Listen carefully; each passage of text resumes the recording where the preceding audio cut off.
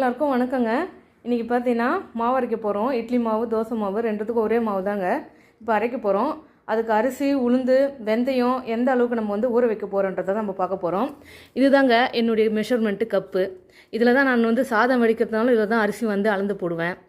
மற்றபடி இட்லிக்கு, தோசைக்கு எந்த மாவு அரைக்கிறதுனாலும் இது தாங்க, இது ஒரே கப்பில் தான் நான் அளந்து போடுவேன்.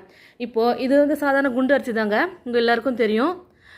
இட்லி அரிசி, குண்டு அரிசி. இங்கே பாருங்கள், சாதாரண குண்டு அரிசி தான். இது பிராண்டு அந்த மாதிரி எதுவும் கிடையாதுங்க, சாதாரண குண்டு அரிசி தான். இப்போ பார்த்திங்கன்னா இதில் இன்றைக்கி பார்த்திங்கன்னா மாவு சீக்கிரம் தீர்ந்து போகுதுங்க. ஒரு 3 நாள் கூட வரமாட்டேங்குது. அதனால் நான் ஒரு 12 போட்டுக்கிறேன். இதில் ஒரு 12, 2,